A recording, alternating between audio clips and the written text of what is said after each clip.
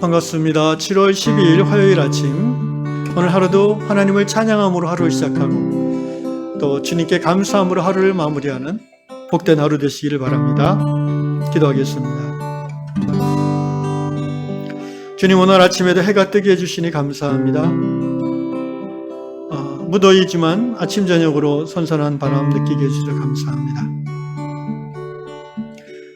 오늘 하루도 하나님을 찬양하지 못하게 하는 많은 염려와 걱정거리들이 우리 앞에 다가오겠지만 매 순간순간 성령의 인도하신 가운데 우리의 눈을 들어 주를 보게 하여 주시옵소서. 우리의 입을 열어 세상을 노래하는 것이 아니라 하나님의 은혜를 노래하는 복된 성도들이 되게 하여 주시옵소서. 주의 말씀이 이 아침에 우리를 그렇게 이끌어 주실 줄로 믿습니다. 예수님의 이름으로 기도합니다. 찬송가 20장입니다. 큰 영광 중에 계신 주, 큰 영광 중에 계신 주, 나 찬송합니다. 영원히 계신 주 이름 찬송합니다.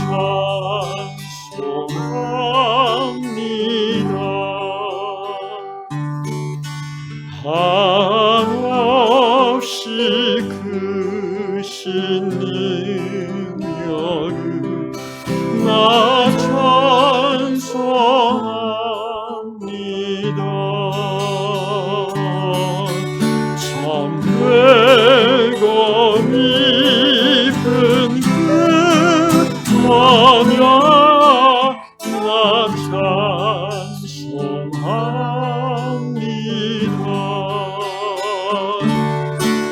온 천지 창조하시던 그 말씀 힘이고 영원히 변치 않는 줄 나 믿사옵니다.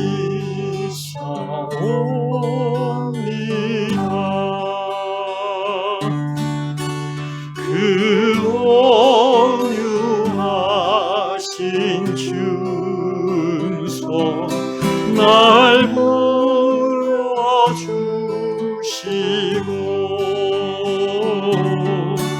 그 품에 품어주시니 나 찬송합니다.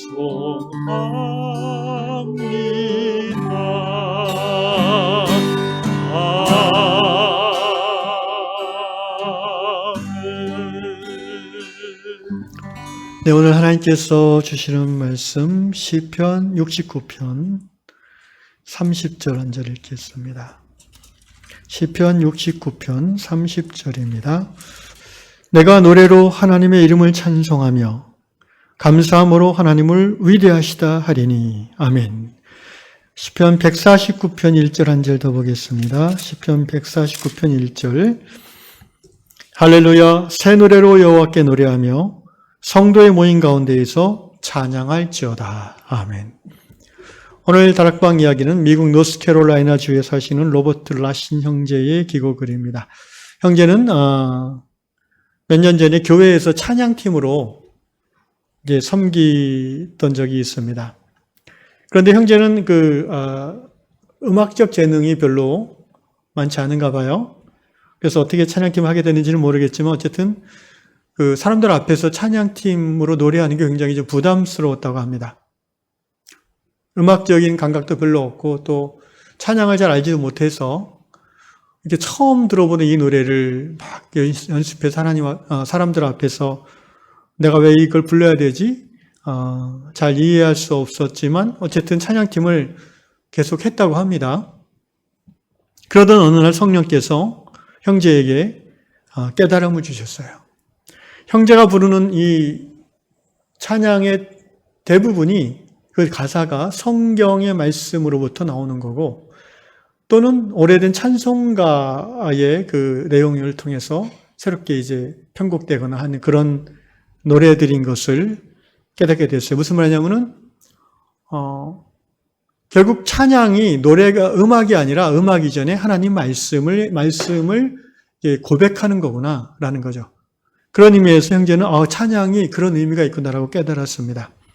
그리고 하나님께서 또 깨닫게 해주신 것은 찬양 드리는 이유, 곧 예배자의 마음을 깨닫게 해주셨는데, 앞에 나가서 노래를 하는 것도 의미가 있지만 그보다 더 중요한 것은 지금 하는 이 노래 자체를, 특별히 그 노래의 가사를 마음에 품고 그 가사로 하나님께 사랑과 경배를 표현하는 것, 이것이 중요하다라는 것을 깨닫게 해주셨죠. 한마디로 찬양이라는 그 음악 자체가 포인트가 있는 것이 아니라 하나님을 사랑하고 하나님을 경배하는 수단으로서의 음악이기 때문에 소중하다는 것입니다. 그 음악 자체, 그 노래 자체를 가슴으로 품고 그 가사를 내 고백으로 삼아서 하나님께 올려드리는 그 행위가 하나님을 기쁘시게 하는 예배라는 것이죠.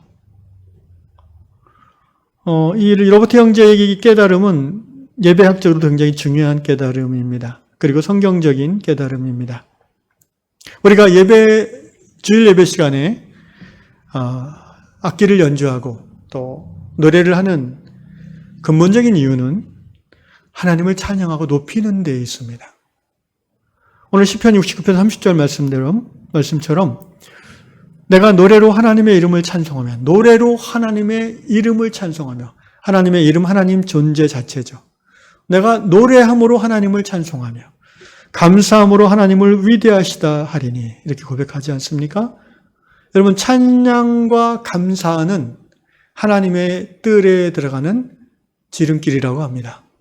찬송함으로 그 문에 들어가며 감사함으로 그의 궁전에 들어가라는 시편 105편의 말씀 기억하시죠? 우리가 주일 예배 때 찬양하는 이유는 나 노래 잘해, 내 목소리 좋아, 그걸 뽐내고자 하는 것도 아니고 공연이 아니란 겁니다. 사람의 칭찬을 듣기 위함도 아니죠. 오직 하나님을 향한 우리의 경배와 사랑을 표현하는 그 의미와 그 이유와 그 목적으로 찬양하는 것입니다. 그것이 바로 예배의 중심이죠. 예배의 목적이 바로 그것 아니겠습니까? 그렇기 때문에 하나님께서는 이 세상의 모든 교회 안에서 하나님을 향한 경외감과 사랑을 담아드리는 찬양과 음악을 받으시며 기뻐하시는 줄로 믿습니다. 반대로 얘기하면은 사람에게 보여지는 찬양, 오늘 목소리가 참 좋네, 연습 많이 했네, 역시 은사야, 은사, 뭐 이런 얘기 좀 듣고 싶어서 하는 나의 그 결핍된 자존감을 채우려고 하는 그런 찬양, 뭐 그렇게 하려고 하는 분은 하나도 없겠지만, 근데 또 은근히 그렇게 우리 마음이 작동을 한다는 겁니다. 그래서 제가 이제 우리 교회에서 저희 요양 공동체 같은 경우 주일날 이제 두 가지 형식의 찬양을 드리죠. 하나는 경배와 찬양, 예배 중에 경배와 찬양으로 함께 하나님께 영광을 돌리고, 또 하나는 이제 격주로 성가대가 나와서 찬양을 하는데, 방금 말한 것처럼 두 가지 형식의 찬양 다 근본적인 목적은 하나님을 기쁘시게 하는 것입니다. 하나님께 영광을 돌리는 것입니다. 특별히 우리 요양교회는 찬양하기를 기뻐하는 성도들이 많이 있습니다. 그리고 음악적으로 재능이 있는 분들도 많이 있습니다. 그래서 우리는 찬양 드림의 본질을 더 꽉 붙잡아야 됩니다. 그래야 하나님께서 더 큰 영광을 받으시는 것이죠. 찬양은 사람 앞에 칭찬 듣고자 하는 공연이 아니라는 것을 우리는 매 순간 스스로 되새겨야 됩니다. 내 노래 실력을 뽐내는 무대가 아니라는 것을 우리는 스스로 고백해야 됩니다.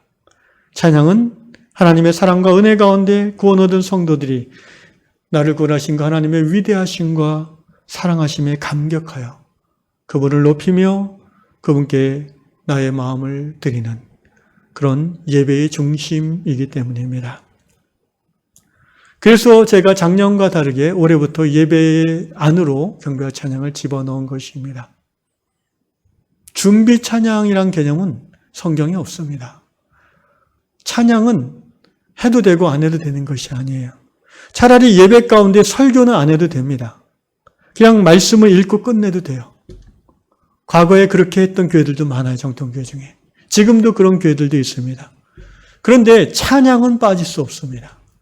우리가 하나님께 예배 드리는 중에, 행위 중에 두 가지 빼놓을 수 없는 것이 있는데, 하나는 찬양으로 영광 돌려드리는 것이고, 하나는 봉헌으로 하나님께 우리의 삶을 드리는 것입니다.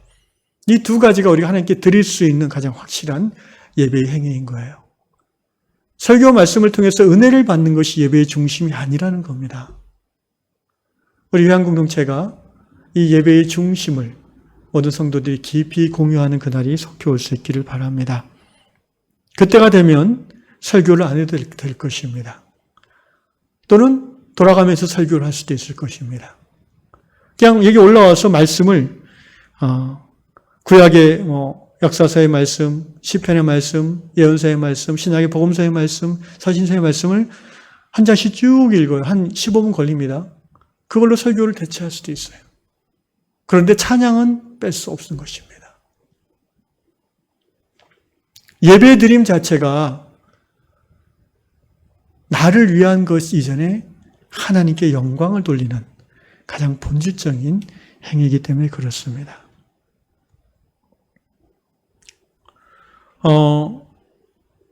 바라기는 우리 요한공동체에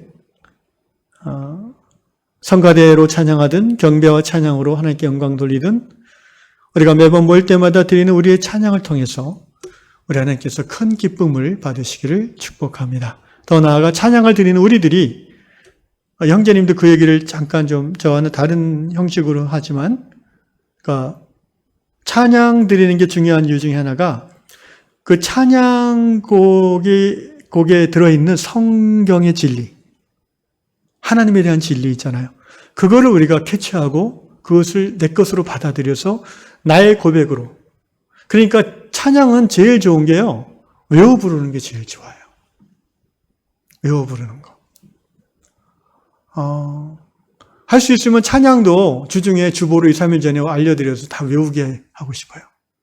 반주하는 사람도, 인도하는 사람은 물론이고, 회중들도. 그래서 그냥 PPT 이런 거 필요 없이, 그죠?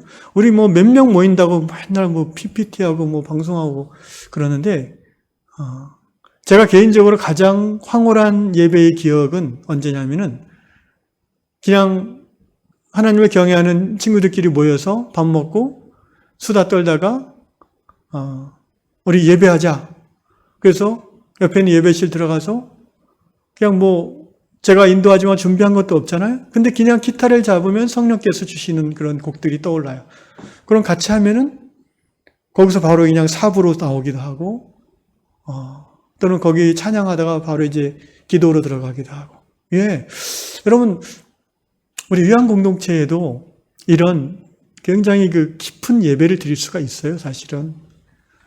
그런데 거기까지 가기에는 시간이 좀 필요하고요.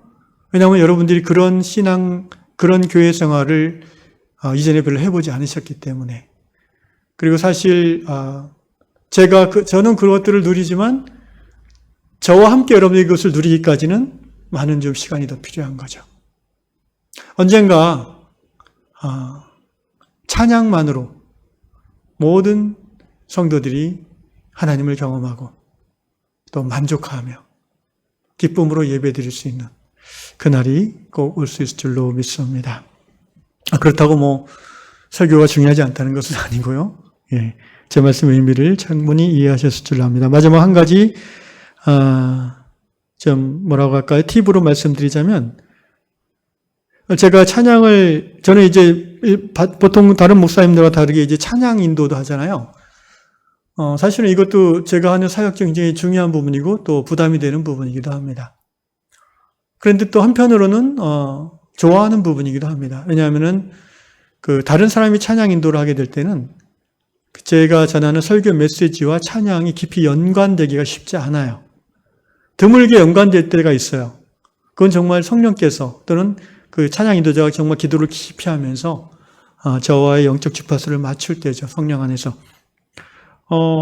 그래서 제가 찬양 준비할 때 보통 제가 작년 초창기에는 새로운 곡들, 그러니까 저한테는 익숙한 곡이지만 여러분한테는 새로운 곡들을 좀 많이 했는데 이렇게 인도하면서 여러분들이 반응을 보니까 얼굴이 굳어 있는 분들이 많아요.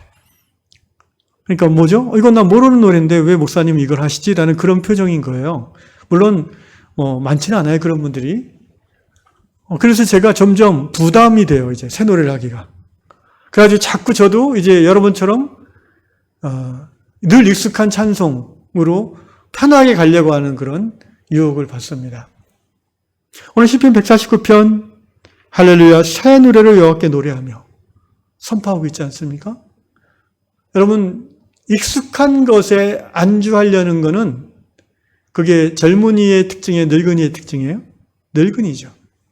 노인의 특징입니다. 영적으로도 젊은 사람은 새로운 것을 추구합니다. 근데 우리는 나이가 들어서 육신이 늙으면서 동시에 우리의 마음도 자꾸 늙어지려고 그래요.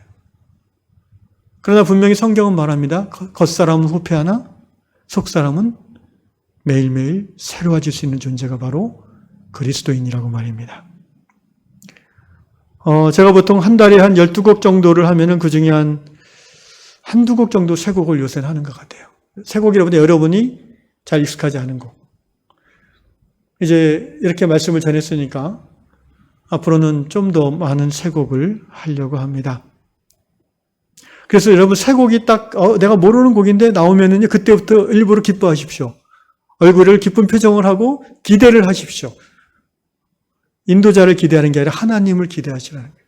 하나님께서 이 새로운 찬송으로 오늘 나에게 어떤 은혜를 주실지를, 어떤 깨달음을 주실지를 기대하십시오. 여러분 그 찬송 한 곡, 그 가사, 그 곡 만들어질 때 얼마나 많은 기도와 눈물이 들어가는지 알지 않습니까? 작사를 안 해봐서 작곡을 안 해봐서 잘 모른다고요? 예. 저는 적어도 곡을 하나 만들거나 가사를 지을 때 설교 한 편 이상의 그 작사자, 작곡자의 기도와 눈물이 들어가는 줄로 압니다. 그걸 통해서 우리가 은혜를 받는 거예요. 새로운 찬양이 불려질 때 오늘 하나님이 새 은혜를 주시겠구나 기대하시고 어린아이 같은 기쁜 마음으로 깊이 찬양 가운데 들어오시면 좋겠어요.